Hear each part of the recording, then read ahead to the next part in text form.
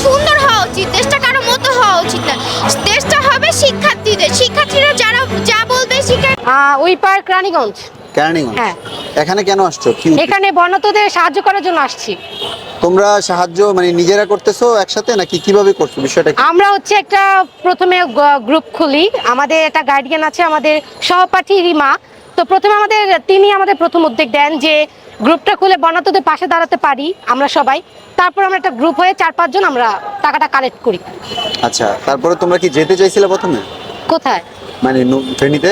হ্যাঁ, আমরা প্রথমে যেতে চেয়েছিলাম কিন্তু এতটা সম্ভব হয়নি। বাবা মা বের হইতে দিছে কিন্তু ওইখানে যেতে কেন যাও নাই কেন? ফিলোসফি কি এর পিছনে? আমরা হচ্ছে টাকাটা আমাদের মেন উদ্দেশ্য হচ্ছে টাকাটা কালেক্ট করে আমরা এই জায়গায় জমা দেওয়ার পরে ওনারাই অনেক কিছু করছে, ত্রাণ দিচ্ছে, এর মাধ্যমেই তো যাবে, তো এই জন্য মানে চাচ্ছ ওনাদের মাধ্যমে যেন হ্যাঁ।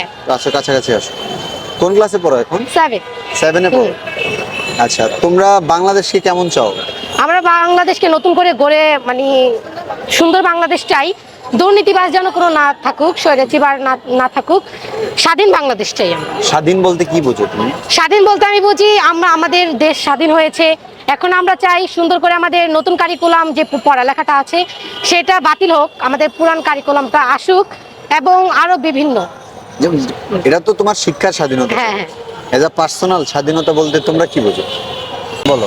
আমরা পার্সোনালিটিতে স্বাধীনতা বলতে এরকম ভাবে চাই যে আমরা যদি একটা রাস্তা দিয়ে যদি আমরা কোনো মেয়েরা বা নারীরা হেঁটে যাই, তখন জানি কোনো ছেলে বা কোনো পুরুষরা এসে জানি আমাদেরকে কোনো বুলিং এর শিকার না করতে পারে। আমরা জানি নিজেদের মতন বাঁচতে পারি, আমাদের অন্য কারো কথা মতন জানি বাঁচতে না হয়। মানে তুমি চাচ্ছ যে তোমার মতো তুমি বাঁচতে? হ্যাঁ। এটা তোমার স্বাধীনতা। কিন্তু রাষ্ট্রের স্বাধীনতা বলতে বাক স্বাধীনতা, তারপর হচ্ছে ভোটের স্বাধীনতা, ওইগুলো সম্পর্কে তোমরা চিন্তা করো? ওই ব্যাপারে তোমরা কি ভাবো? হ্যাঁ, ভোটের স্বাধীনতা বলতে আমরা চাচ্ছি যে এখানে কোনো দুর্নীতি না হোক। যেমন অনেক ভোটই আছে, যখন ভোট দেওয়া হয় তখন অনেক জাল ভোট দেয়। আমরা চাচ্ছি যে সব মানে নিজেদের থেকে দিক, কোনো জাল ভোট না হোক, এই ভোটের দিকেও দুর্নীতি না হোক, এটাই চাচ্ছি না। দেশটা কার মতো হওয়া উচিত? দেশটা সুন্দর হওয়া উচিত, দেশটা কারো মতো হওয়া উচিত না। দেশটা হবে শিক্ষার্থীরা যারা যা বলবে, শিক্ষার্থীরা যেভাবে চলতে সেভাবে চলবে। শিক্ষার যেমন ধারাটা সুন্দর চাই, দেশটাও আমরা সুন্দর চাই।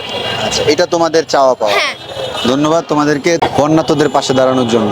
এই জন্য তোমাদের অনেক অনেক ধন্যবাদ। তোমরা নতুন জেনারেশন, তোমাদের প্রতি সালাম।